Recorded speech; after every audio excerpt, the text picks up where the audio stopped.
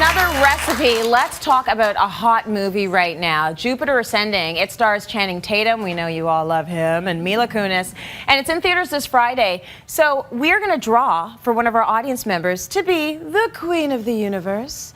This is what you're going to win, a $1,000 Swarovski gift card, courtesy of Swarovski Canada. That's pretty good. You're royalty with that, baby. And you know what? We're going to do it right now, okay? So let's get a drum roll going. We're going to pick someone from our audience right now to be Queen of the Universe. Who's it going to be?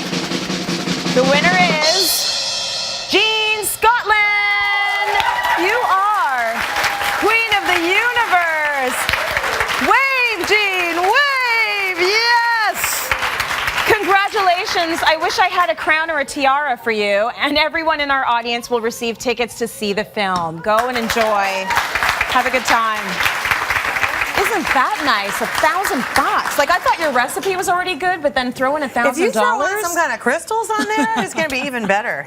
You're making basically a fancy soup and a sandwich, but it's a French onion soup, which people are just used to die for. The best soup ever. You know what? We were talking about our February cover. This is our February cover star, and we talked about, you know, we want something that's comfort food, but like classy, you know, like really something you think of as being really elegant. Yeah. And of course, French onion soup. As soon as we said that out loud in the meeting, everyone went, oh, yeah. Let's do that. So in our typical fashion, I said, okay, well, French onion soup, it's taken into our kitchen. How can we make it easier? Yes, I love that. Slow cooker. So slow cooker. Slow French cooker. onion soup. Yes. Now the French onion soup is pretty basic. It's just onions and some broth and a few other seasonings. But the key is that you have to cook them slow and low until they're a deep, lovely, dark brown. Okay. And if you're doing that on the stovetop, it can take some high maintenance, like stirring.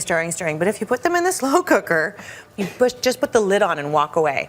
So good. You can do it overnight. You can do it while you're at work. You can do it while you're at the movies, perhaps. Right. Watching Jupiter Ascending. Indeed. And so then when you come, when they're done, you just add the broth and simmer it for another little chunk of time, and then you can serve it up. So that's where you are now in the process. Now, if you have not already been converted to the slow cooker cult, I don't know. Get on board. No, of course we have a version. You can make it on the stovetop as well. You can. You're just saying it's a little bit more work. Now, the work. So I always say the hardest work with French onion soup is cutting the onions. Oh, yeah. It takes 14 cups of onions. Wow. 14 cups. And 14 cups becomes this after it's been in the slow cooker for a couple of hours. It shrinks down to nothing. But that is so concentrated, delicious flavor. Like, that is intensity.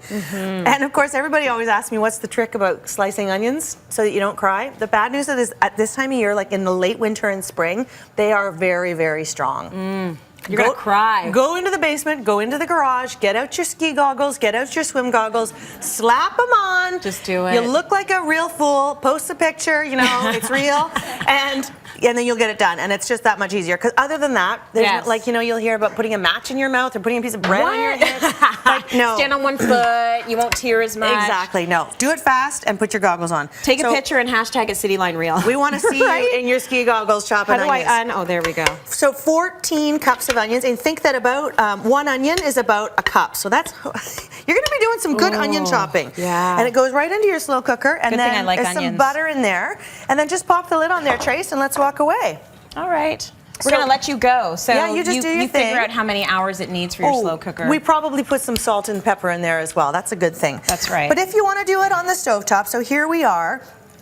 The onions get beautiful, dark, rich. Can you smell that? I can smell it. I can smell it back there. It's like that caramelized onion sweetness that smells amazing. So the way you give it just a little bit of thickness is with a tiny bit of flour. Okay. And that you can see it's just sprinkled evenly over top. Yeah. Because I'm mixing it in at this stage, it's not going to form any lumps. So that goes in, and then I add a little bit of white vermouth. You can use white wine, and again, you can skip it. It's just a little bit of that French oomph. Yeah, it gives that little it that French little sexy zing. tickle. And then we put in one whole box of beef broth. Yep. Could you stir while I pour? The beef is going to give it some good flavor, right? So you kind of got to go beef broth with French onion soup because there are so few ingredients, and the richness of the caramelized onions goes so perfectly with beef broth. Yeah. That this is the way to do it. Now, we did think about making our own beef broth, and you know what? We just took it off the table. And you said no. No. If bless your cotton socks, you're making your own beef broth, go for it, and just season generously with salt, because you know these things are really high in salt. Yes, they are. Once that cooks down a little bit, You make yourself some little baguette toasts, top them off with some Gruyere, nice and rich, pop them under the broiler, and you've got a gratineed French onion soup, which is a meal in itself. But if you want to add something to it, you can make a simple sandwich. Okay, so this is sort of like your Nordic Scandi sandwich, like the Scandinavian-inspired sandwich. So you know it's going to have some fish involved. You're using shrimp. Indeed, yes. We use shrimp. So we're back with shrimp, and this are the shrimp that you buy that are already cooked and frozen. Even easier. So this is a no-cook, no-bake, no-heat source, the powers out meal. Lovely. Or also very lazy. The very lazy meal. You make yourself a little kind of a mayonnaise-y sauce. So that's just a bit of mayo, some shallots or onions or chives, a bit of mustard and salt, and then secret ingredient, pickled beets. Okay, so that's what gives it that. That's what makes it pink. Makes it all pink. Exactly. So we just chop up some pickled beets. Oh, I love pickled beets. Oh, I love you. People who like beets love beets. You're a There's beet no fan. in between. I like them. Yeah. So I keep I these don't love them, but I like them. You don't? No. I snack on these while I'm making dinner. Most people that are into beets are like that. I know. You're crazy for your beets. Are we weird? No, not really. Okay, well. My husband's like that. Patrick, our videographer, is like that. Like, he'll eat a jar of beets. It's good for you, though. I mean, better than a jar of chocolate.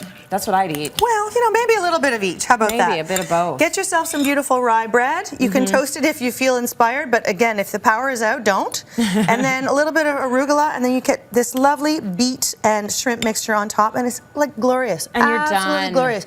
Makes a wonderful tea sandwich if you're doing a baby shower, but it also makes just a really simple, fast supper. Yeah. Or lunch even. Take it in your lunchbox. Lovely. We really, really love these flavors. So we're doing cityline.ca for the recipes, and they are great. I love it. Very nicely inspired. Let's go to break. We've got more coming up. Stay with us.